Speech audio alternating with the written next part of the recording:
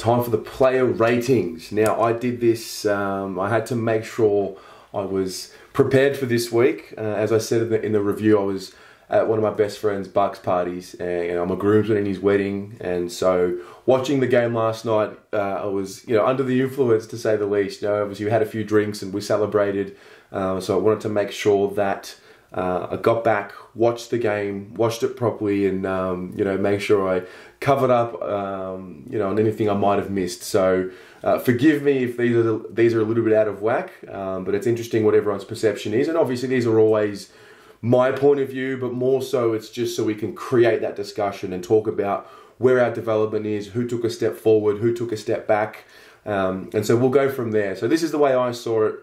We'll start from the back line. We've got Simo, Jones and Plowman. Simo for me he's just at a steady pace at the moment. Being the veteran that he is, he goes up a rank in terms of games played for the football club, which is really cool for us, and it's a really just adding to the layers of his story and his career, and his ability to hang on. It was a better game than last week, I felt. He had the 15 touches and the 6 marks, whatever it was, and I think he's got a little bit better to get. I think he has to play a little bit better for us to start thinking about, maybe, moving him into another role next year. But I'm not really looking that far ahead. I'm just living in the moment with him and enjoying every game of his for what they are at the moment. I think that's the mentality that I'm going into with games from him. He's not that guy that's going to get those 25 to 30 touches every week like what he was a few years ago. He might pop up and have a little purple patch, and I expect that to happen at some point.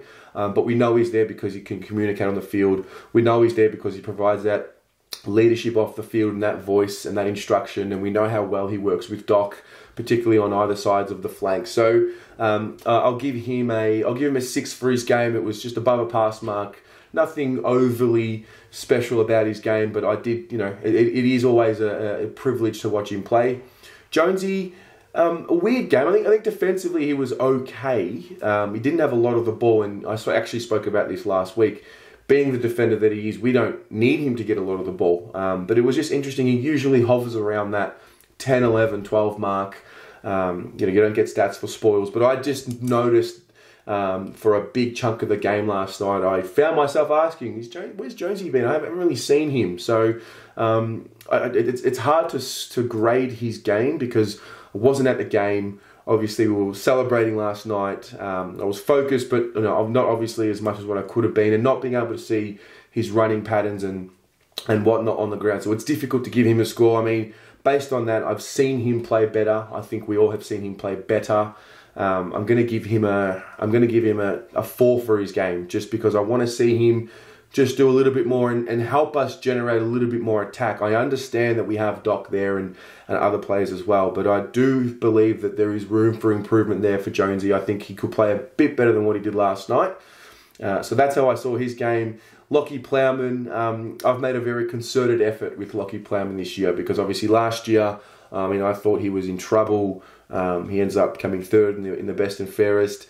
His game last night for me was fascinating. He has a 6 or 7 minute patch in the game last night where he makes some errors, and they're just errors, and they're high profile mistakes, as what we've spoken about on the show with Dan, and they just get you so angry. And I had this moment last night. I think he gave away a free kick in the 4th quarter for a shot on goal, and it was just like, fuck, Lockie! And I find myself getting frustrated with him. But then when you've got to look at the body of work and what he's doing over the 4 quarters. Plowman might have had some contests that didn't go his way, but over the course of the 4 quarters, I thought he was pretty good last week. And even last night, I thought over the course of the game, he was okay. Not as good as what I saw him last week. But yeah, those mistakes that he makes, they hurt us. They do hurt us. And he does get he can become this whipping boy type character for some people. And that was me, but I am making a very concerted effort. And the fact is, we won. He's in a back 6 that conceded 51 points. So I'll give him some credit there. I believe he can be a lot better than what he was. I really do. I believe he can be a lot better than what he was. And so I'm going to give him a 6 for his game, just above a pass mark. But there's room for improvement there for Lockie for me. So we move on there. Half back line, Samo, Wiedering and Doherty. Samo, I don't know, I just feel like there's a layer to go for Samo, and I haven't quite seen it yet. I thought he showed really strong signs in round 1. I thought, round 2 and 3 was below what we had saw in round 1. And I even thought last night was a little bit better than the previous 2 games. But still, I think, I don't know, I might be asking for a little bit too much. But I just believe he's ready to take that next step. And I just haven't quite seen that next step just yet.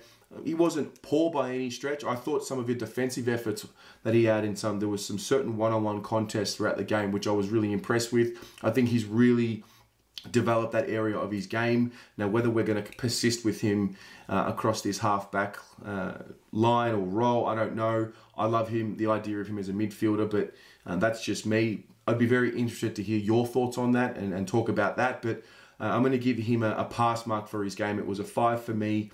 I know that he's got a level to go to. I can see it. I can see the skills and I can see the ability there. And I saw it in round 1. I thought he was ready to explode, and the game will come. I'm sure it will. They'll all have their time. We've got plenty of talent here. And so, yeah, that's how I saw Samo's game.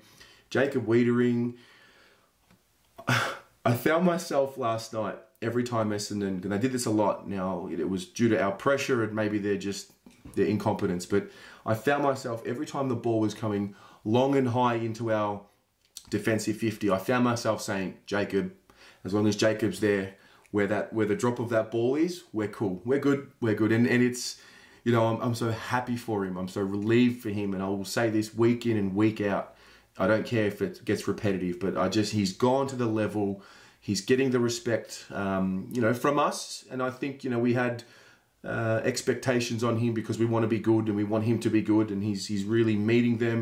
The kid's still 22 years old. He turns 23 in November. So he's still so young. And there probably still will be some hiccups along the way, but I'm so confident in what he's being able to do.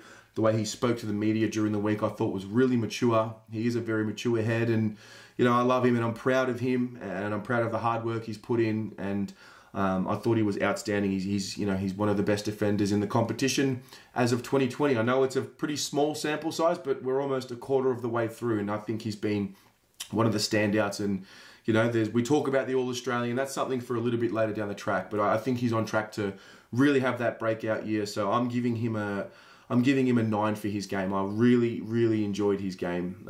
Doherty, said it in my review, and I got goosebumps. His journey, what he's been able to do since he's come back, knowing that he still has improvement in his game. He still has some more touch to get. I remember the season preview of Doc for mine. It was just let him have a season to get his feet and we'll judge him after that.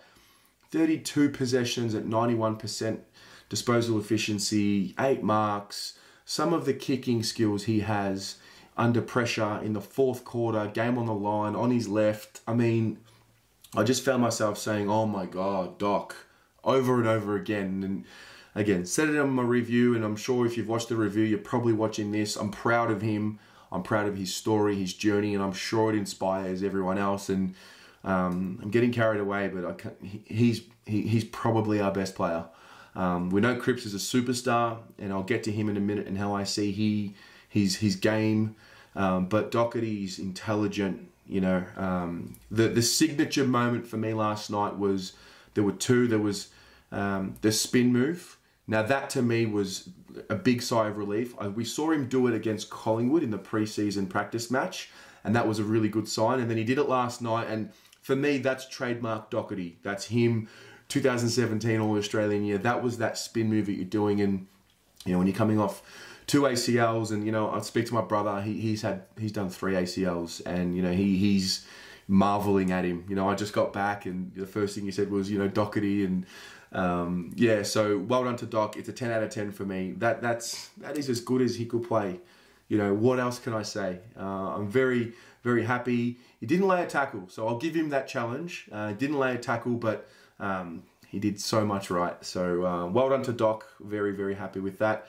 Centreline, Mark Murphy, Cripps and Walsh. Murphy, my boy, I think he's changing in his role. I think that's what's happening. I'd be interested to see if you're noticing that as well.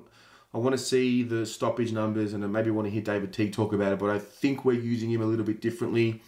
Reality is, fourth quarter came, crunch time, he went on the ball, he lifted, there was a passage of play, the half forward line, it was sort of a 50-50 ball when he approached the contest, and it was one of those moments where you say, you got to go hard, you got to go hard. He did, spilled the ball out, you know, and then he had that composure moments later to hit up, I think it was Jack Martin. And for me, he really did stand up. And I don't like criticising him. I don't like people criticising him. And he's one guy that, you know, obviously he had laid one tackle for the season, you know, before this game. And, you know, people were getting into him for that. And fair enough, you know, senior guy, you've got to lay the pressure. And listen, as a senior guy, he's got to be able to do what he did in that fourth quarter. And when you're expected to go hard and set the example, you've got to do it. And he did it. And therefore, he should get all the...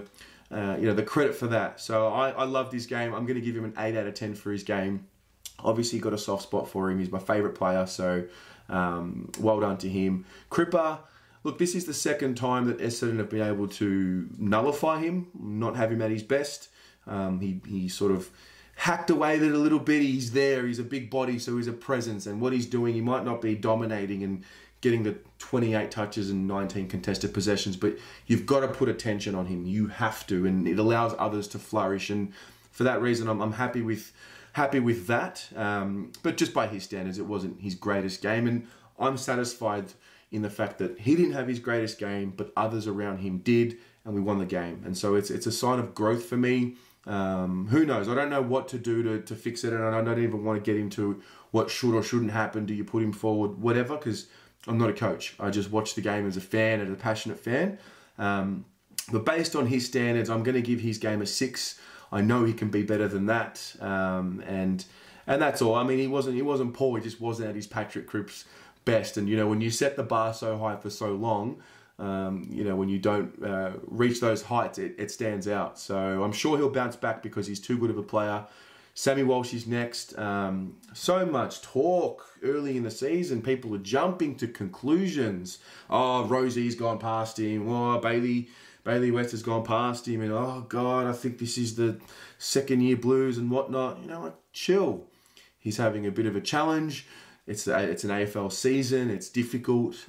Different things are happening. He's been put into a leadership role. So his preparation for games is different. One thing we always know with Sam Walsh, whether he's playing poorly or not, he's always got the work ethic and, you know, the run that he provides, and he's the will to want to get to that next contest. You know, he has that. He has that work rate. So I knew it was going to turn around at some point, and it did last night. And this is the Sam Walsh that we saw last year. You know, 24 touches, 7 marks. He got around the ground well, and he got reward for the running. So kudos to him for, you know, busting out of it. The challenge is for me to him is you know, continuing on now. We've got St Kilda next week, so let's start building some form and some momentum, and stop having these dickheads from Adelaide try and ruin his reputation and talk him down like he's not a great player. So that's what I'll say about that. Half forward line, Gibbons, Levi and Cunners.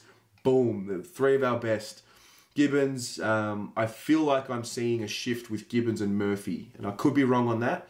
Let me know if you see the same thing. But what I mean by that is I think he's playing a lot more on the ball than what Murphy was. And I guess in the fourth quarter, Murph went on the ball. But this is where I would love to see Gibbons play for the rest of the year.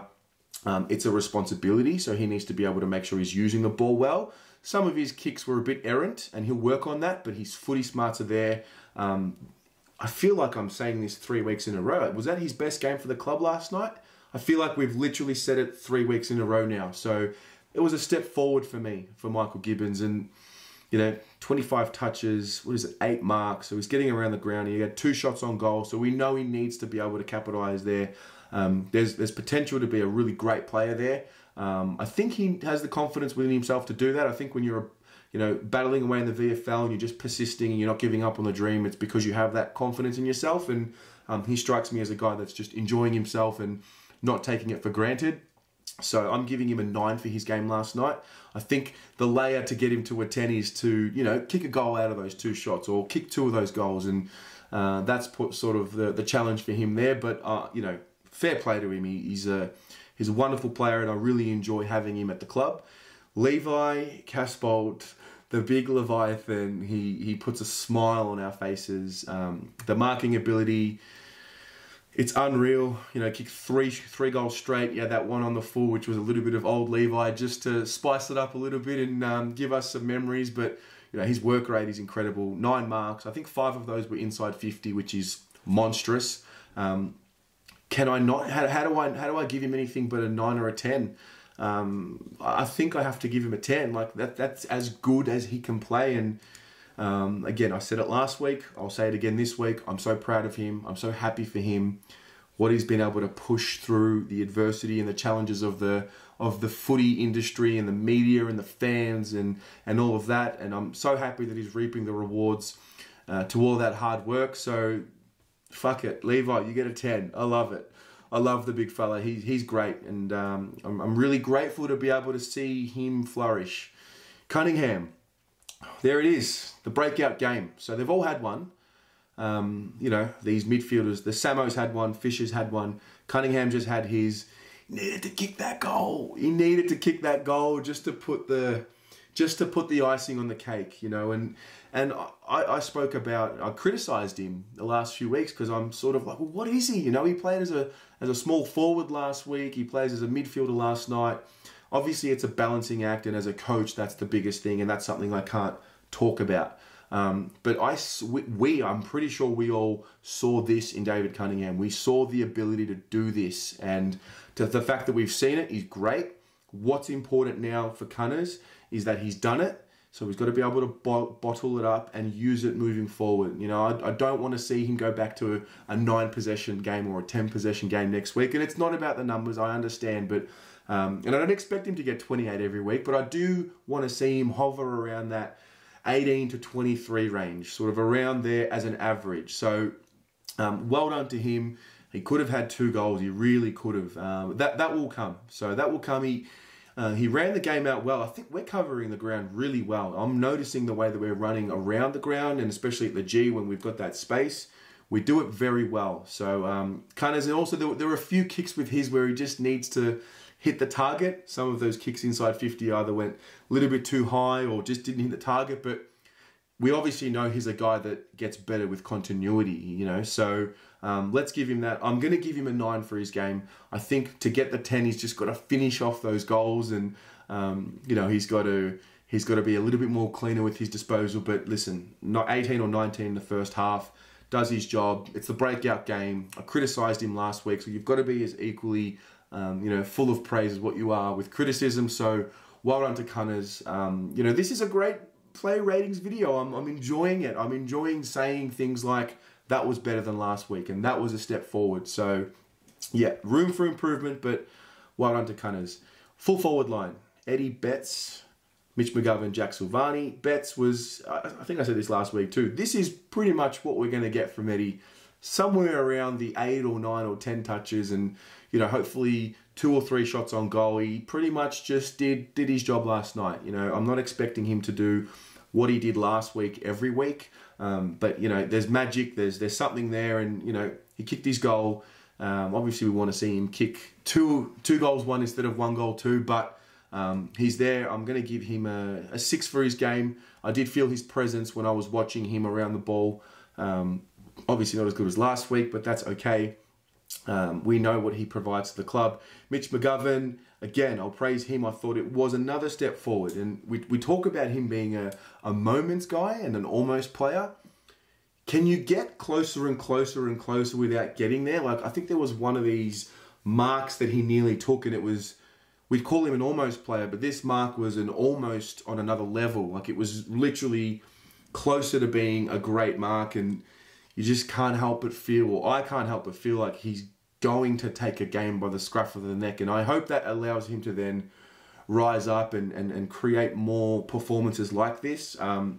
He's a moments player. We know that. He's had the 10 touches. He's kicked the 2 goals. You know, he's a really good player. He's got talent. I do see room for growth, and I see him getting better and better. But I do want to see the work rate, and some of these marks, I mean, they'll stick. I'm sure they'll come. And Maybe it'll be next week against the Saints. He did have a really good game against them last year, if we remember. But Mitch Mcgovern, I'm going to give his game an 8. I did enjoy what I saw from him, and I hope he can continue that. Jack Silvani, obviously, I can't give a rating. He didn't play much. Disappointing to see how he went down and didn't get a chance to showcase his improvement. So we'll move on from there. Got the followers now: Pitternet, Jack Martin, Ed Kerno, the Big Pit, the competitor, Mr. Worldwide, whatever you want to call him.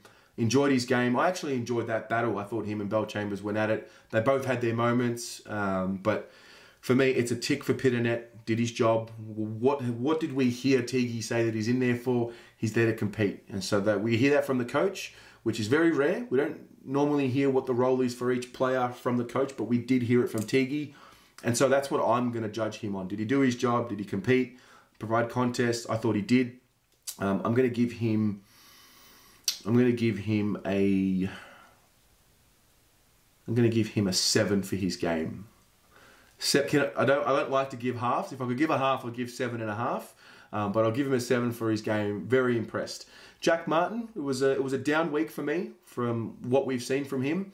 Didn't get as much of the ball. Did kick his goal and obviously took his moment, which is important when you're not having your best game. And so you've got to give credit for that. But yeah, just a little bit down on what we've seen from him this year. And that's okay, provided that he's able to respond next week and not let it become a trend. I think that's the key. We talked about setters, and I'll get to him, and cunners. Down game, they respond. This is the important thing for us to get better and better. So I'm going to give Jack a 5. It's a pass mark. He wasn't poor, but he wasn't great for me anyway. So that's how I saw him. Ed Kerno, I think his game goes really under the radar. His job on Dylan Shield. Now, Shield, for me, we spoke about it during the week as he's one of the danger players in this game. And Kerno's tag on him was excellent. Every time Shield got the ball, I feel like Shield had at least 3 or 4 possessions where they weren't really possessions, but he knew it was being tackled and he just got it on the boot so we could get the stat, and they didn't mean much to me. Shield had 19 touches and 10 of them were ineffective. So let's give Ed Kerno an absolute rap for that. Give him full credit. He beat his opponent, and Shield is an excellent player when you give him time and space. I'm giving Ed Kerno a 9 out of 10. I really am, because I know what Shield could have done to us last night. I thought Ed, and when I watched it again, I saw Ed's work at stoppages. It stood out to me, and I'm happy with him. He played his role and did his thing. He led the team in tackles last night. Had 20 possessions, and he beat his opponent, who's a premier midfielder of the competition, so to speak. I wouldn't say that, but I guess the Bombers would. So well done to Ed. Really, really happy with him. Interchange bands: Willow, Noons, Philp, and Setters. Willow, I thought he took a step forward from the week before, and I was really happy to see it. I do think he needs to win a little bit more of the ball, exactly like what he did last night. 15 touches, I think that's there or thereabouts where we want to see him. And the reason why I say that is because we think he's going to be playing a little bit more up the ground. So with that, he needs to generate some offense for us. And so I really enjoyed his game last night. When we spread, when we switched, he was there in the right positions. He's tough in the contest. He's got that composure when it gets a little tight and intense. And I just like he's got that go about him. So Willow was a lot better for me this week than what he was last week. I'm going to give him a 7 for his game. Very happy. Noons, I think I need to go to a footy game and watch him play for a day, because he must be doing something off the ball that I'm not seeing. As a mature body, he's not an offensive juggernaut, and that's okay. He doesn't need to be. I just don't know. He fills holes in defence, and maybe this is one I should put to you, because I'm struggling to understand his role, because I sometimes see him in the midfield, and then I sometimes see him in a back pocket, and I'm struggling to understand how to judge his game. I'm not sure yet. I did notice he provided some tackle pressure and some nice passages, but I'm still trying to figure out him. So I'm going to give him definitely a pass mark. I'm going to give him a 6 out of 10, but it's just more of I'm still a little unsure as to what I'm looking for here and what the role is. So that's that. Philpy first gamer, he had his moment during the headlights. The ball came to him in the open space and he fumbled it. And what I loved was Tiggy went straight to him at quarter time, just eased him. I thought that was excellent coaching. Does it say that maybe Philp isn't ready? Maybe it does, but you want to get these kids into that experience. He'll go back, whether he's dropped or he's not, he'll go back and he'll know, okay, that was that. There's going to be 85,000 people in the stadium next year when we play that game, so he's going to have to learn. But that's okay. I thought he had a really good... there was a good passage of play in the fourth quarter. It was like a pickup, and it was in traffic, and it was like, oh, okay, that's good. So he can take something from there. But we're talking about moments now. He had a couple of touches. For the most part, wasn't sort of anywhere near it, and that's okay. Look, first gamer, but he's got a game under his belt now. I would prefer Fish to come in for Philp, but not a knock on the kid. Let him go. Let him learn. And we know his story and where he's coming from. So I kind of don't want to give him a rating because it can't be anything more than a 5, but I'm going to take the easy option out and let him go. I'm not going to give him a rating. So that's that. And the final one is Setters. And someone at halftime last night who was posting on a photo that I posted saying Setters has been awful. I thought Setters was fantastic in the first half. I thought it was great for the game. I thought it was overall, I thought it was a step forward from last week. I thought last week was a step forward from the week before. And I thought the week before was a step forward from round 1. And that's the most important thing. So what I've learned from Setters is he needs continuity. He gets better and better. I saw him playing on the ball a little bit more last night, and that's where I want to see him, because as far as I understand, we got him to be a midfielder at the stoppages. That's what I thought he was. I've heard the notion of him being a key position player and a half forward and all this, and a winger. I think, from what I see, I think he's an in and under midfielder. So he does need to put on some size and some strength, and maybe that's what's keeping him out, because I did notice when he got the ball, when he gets tackled, he hasn't quite got that ability to bullock his way through just yet. But he is a bit crafty, and there were some cool passages of play where he got handballs out in space, and I did enjoy his game, and I want to give him credit because he was better than last week, and that's all we can ask for. When you're not having your best game, can you respond? So I'm going to give him a 7. And guys, that's it. Player ratings are done. Thanks for your patience. I hope you enjoy the videos. I cannot wait, again, to get in the studio tomorrow. Reminder, at 7 p.m. live on YouTube. We will be in the studio. Let's recap this game one more time. And let me know what you think about the ratings. Did I get it horribly wrong? Did I get it horribly right? Let me know. Let's discuss it. Talk to me about the Noons role. Talk to me about Williamson. Talk to me about Liam Jones, because these are a few of them that, and Plowman as well, because these are a few that, I have what I think is a view, but I want to, refine it and learn a little bit more from what you're seeing, because everyone does see the game differently. So with that, go the Blues.